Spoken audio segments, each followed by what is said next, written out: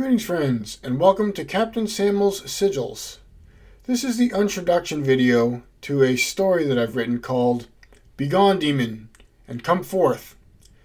I've shared it on YouTube as an audiobook read by me, but it's also got the text on screen if you prefer to just read along. So, as I mentioned in my channel intro, I'm a combat veteran of the Iraq War that started in 2003.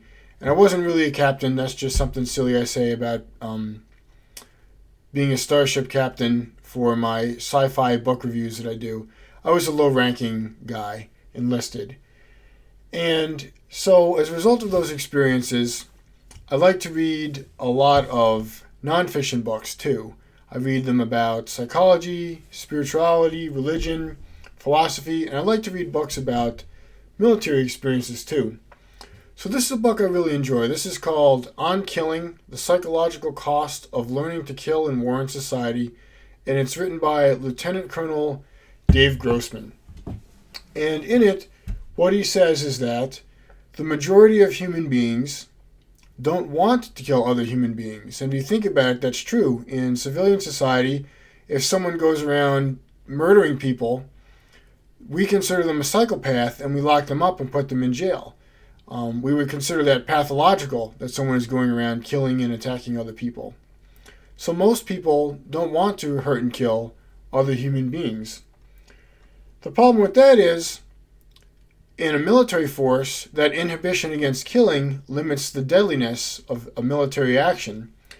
And to remove that inhibition, warriors undergo a conditioning process to get rid of that inhibition against killing. And as a result of going through that, they experience lifelong problems. Now, in my experience of combat, it is batshit, confusing insanity, and so I don't know for sure if I killed anyone, but it's a distinct possibility. And so when I got out of the military, at first, I thought there was nothing wrong with me. People would say, I'd go to like the VA for having, the flu or whatever, and they'd ask me all these questions about post-traumatic stress and how I was doing. I would get annoyed. I'd be like, I'm fine. Leave me alone. There's nothing wrong with me. But I pretty quickly started to get some feedback from the outside world that, yeah, something's up with you, bud, and you're too hostile. So rather than just go, well, I was in the military, who cares how I act, whatever, man, you got to put up with me. I was like, oh, well, I don't want to cause problems for myself or others. Let me take that feedback to heart and take responsibility for that to see what I can do to improve and to change. So I went to therapy, individual and group. I tried some psychiatric medications, even though I found that, for me, they caused more problems than they did help. I went to church. I did sitting meditation groups. I did volunteer work to help out the homeless. I got rid of all my weapons. I worked on my interpersonal skills. And basically just really buckled down to try to be the kindest, most decent human being I could be, basically, and divest myself of all this hostile conditioning towards, being a government-trained killer, basically.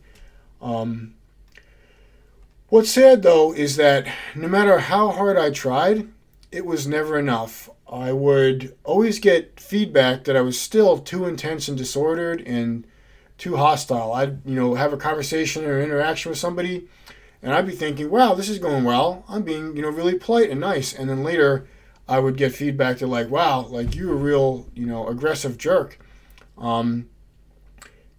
Very few people really met me halfway and kind of were able to go, well, this guy's a combat veteran. Let me take him with a grain of salt. Let me kind of take his behavior in the context of that and cut him some slack. Some people were able to do that, and I appreciate that. But for the most part, people weren't able to do that. They just kind of had the attitude of like, well, these are my values from someone that wasn't in the military and isn't a combat veteran, and you need to act like me and act like everybody else that's normal. And so their response was to punish me and punish me and punish me some more.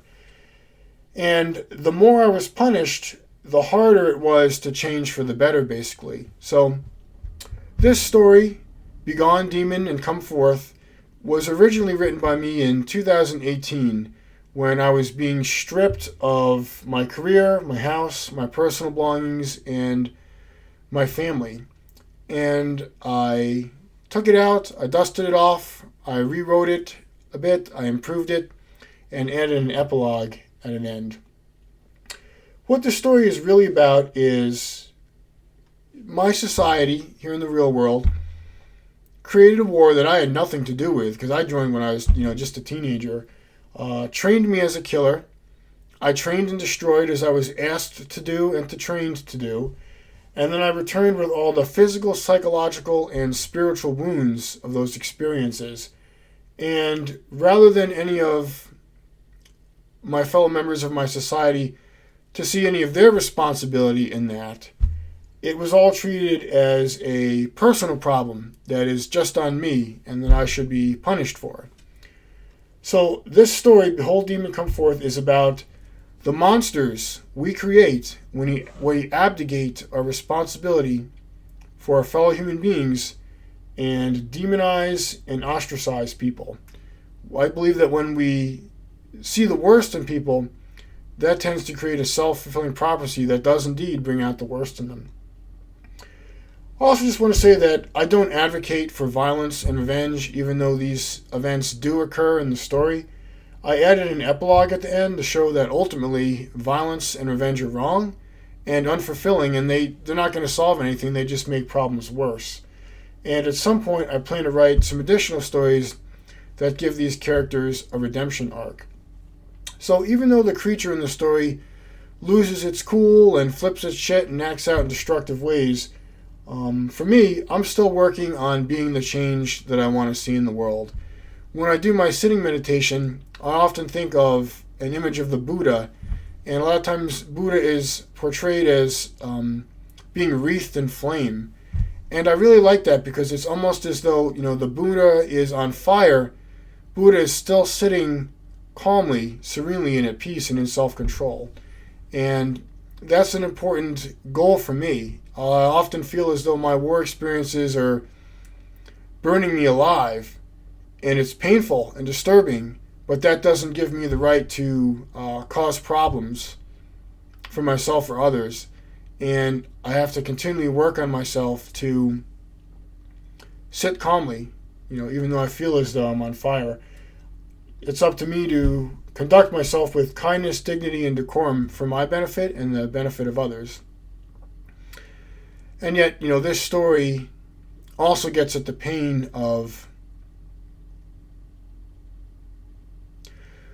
really having responsibility for war and its costs dumped just on me and not sharing that responsibility with the rest of my society. So that's what I'm trying to get at in this fantasy story. I hope you enjoy it. Feel free to leave me some feedback on the story. All constructive feedback is welcome. It'll help me to learn and improve. So thanks for listening to me, and there's a link to the story below.